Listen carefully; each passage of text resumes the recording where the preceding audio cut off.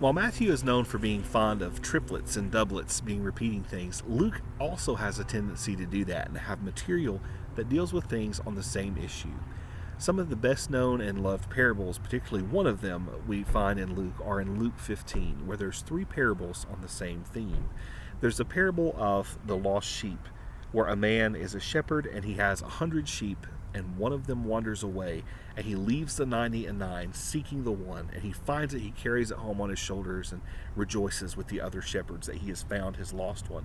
The second one portrays God as a woman, as a housewife who has lost a very valuable silver coin. She has 10 and she's lost one, so she sweeps and searches throughout all the house and lights a lamp and looks and looks and looks till she finds it, and then is so overjoyed that she's found her coin she calls her friends over to celebrate with her.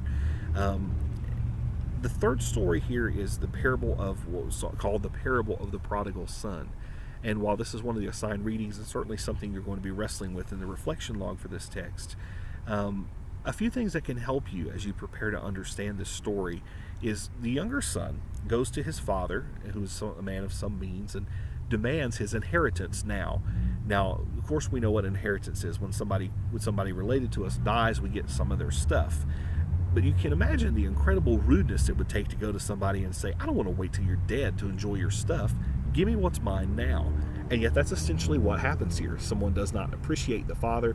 It's a remarkable tale of disrespect. And of course, the young man wanders off into the wilderness to strike out on his own with all of his wealth that his father gave him, even though his request was quite rude. He goes away to a far country, and he wasted all of his money on wild living. About the time his money ran out, a great famine swept over the land, and he began to starve. He persuaded a local farmer to hire him, and the man put him out to the fields, feeding the pigs. Now that's a job, because pigs are unclean animals. Jews didn't want to be around them. They didn't want to touch them. They didn't eat them. It was the last thing that a young Jewish boy would want to do, but he was so desperate he had no other choice. So he takes this job, slopping the hogs and caring for the pigs in the field. He begins to be so hungry that the pods the pigs were feeding on began to look good to him, but no one would give him anything. Now, in my career as a youth minister, probably the meanest thing I've ever done, I did in relationship to this story.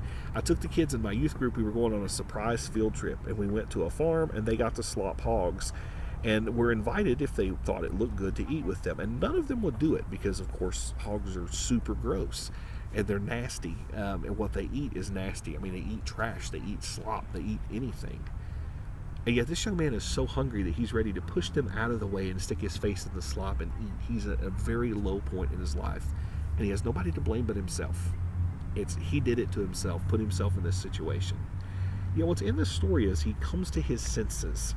Is particularly what the text said. He comes to himself there in the field, and he says, at home my father's hired workers have enough food to spare, and I am starving to death. I'll go home and I'll tell my father, Father, I've sinned against heaven and you. I'm not worthy to be your son. Just take me on and give me a job as one of your hired workers. He returns home to his father. So he's rehearsing this story of how he's going to apologize and what he's going to say and how he's going to make up for this horrible thing that he's done, this disrespect he's shown for his father and the squandering of so much of what his father worked for so long to provide for him. But his father sees him coming a long way off. And he does something surprising to this first audience. Instead of insisting on his dignity, this landowner, this man of means, this man who's been offended by a very rude son, goes and runs to meet him and embraces him. And his son launches into this story. He says, oh, Father, I've sinned against heaven. And his father kind of shushes him and fills with compassion. He embraces him and kisses him. And he says to his servants, quick, bring the finest robe we have and put it on him. Bring a ring for his finger, which is kind of like saying, give him one of the credit cards. If you give somebody your signet ring, that's like giving them the credit card to the family business line. Put shoes on his feet, and we're going to slaughter the fatted calf, for we will celebrate with the feast. This son of mine was dead and returned to life. He was lost, but now he is found. And so the party began. Meanwhile, the older son was in the fields working, and when he returned home, he heard music and dancing in the house. He asked one of the servants what was going on. Your brother is back, he was told, and your father has killed the fatted calf. We are celebrating because of his safe return. But the older brother was angry and refused to go into the feast. So his father came out to him and begged him. But the brother replied, "All these years I've slaved for you, and never once refused to do a single thing you asked of me. And all this time you never gave me so much as a young goat to celebrate and have a party with my friends. But when this son of yours who has squandered your wealth on prostitutes comes home, you kill the fatted calf for him." His father said, "My dear son, you are always with me, and everything I have is yours.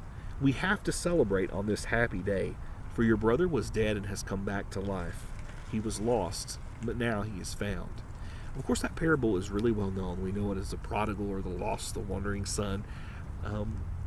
But there's a lot here that's pretty central to Luke's understanding of God and God's activity. Jesus is first and foremost a preacher, so you'll apologize if some of the tone of this lecture is a little bit preachy, but it's difficult to talk about somebody's preaching without also doing a little preaching of your own. This parable and all of Jesus' parables are designed to reveal spiritual truth. This is not something that literally happened, that he's reading out of the newspaper, but this is a fictional story that Jesus has invented to convey God's truth, moral truth, spiritual truth, to function as a window into revelation so that people see things in a different way. It takes something that's an abstract principle and it puts it into a real life story or situation that we could imagine happening or that we've seen something like that happening. And that's what he does here. All of the characters are somewhat representative. In evangelical tradition, of course, it's always, we're all that young son away in a far country. You need to come home and be received by the Father and be forgiven. And while that's certainly true, the God that Luke presents, that Jesus presents in the Gospel of Luke, is one who will gladly receive home sinners who have squandered their life, who have made a mess of things. Anybody who wants to come home is welcome home and restored into fellowship with the family. In that understanding of the parable, God would represent the Father, and I think that's true in all the interpretive models we can use for this particular parable. Then there's a curious case of the older brother. Who is that? It's somebody who is resentful, who didn't go out and do those horrible, wicked things that the younger brother did, who didn't squander and didn't show that kind of disrespect, but they were the person who did their religious duty, but they kind of got soured by it, and they're unable to rejoice that somebody else who doesn't deserve it is able to be rehabilitated and restored. And the father figure in the story goes out to them to beg them to come in and join the feast, lest they be left out of the feast in their bitterness. And I think that those are two parallels of religious life, that there are people who go out and they do some pretty bad things and they need to seek forgiveness, when there are people who don't feel they need forgiveness, who want to stay at home, who have done the right things, but they're kind of bitter and sour about it, and they've missed the realization that everything that's good that the Father has was theirs. It was theirs to enjoy all along, and they kind of missed it, and they're missing the opportunity now to rejoice over somebody who's been restored after having been lost. So really the invitation of this parable is, of course, there's something to learn from both brothers, is that the proper response for those who are in the message of Jesus is to be like the Father in the story, the one who receives back the wayward, who restores the dignity of those who have squandered their lives, and who goes to build the bridge between those who would bitterly judge those people and yet are also missing their own opportunities for joy. So there's some pretty cool stuff in these parables. If you want to read a really good book about this, Henry Nouwen, who was a Harvard lecturer who later on became a priest in a community for people with mental handicaps and severe mental disabilities. He left Harvard to become their priest. Wrote a fantastic book called The Return of the Prodigal Son, and it's something I'd recommend to anybody in the class. But when we look at the way that Jesus taught, Jesus wasn't just somebody who got up and gave a lecture, or got up and gave a sermon with 3 points in a poem. He was somebody who said things and then told stories that people could connect to. Stories that were earthy, that were simple, that had elements of everyday life within them that people could imagine actually happening, just like this one. And these stories function as a vehicle for understanding the way he is teaching people that God is and the proper way to live before him. So that's kind of what he's doing in all of these parables.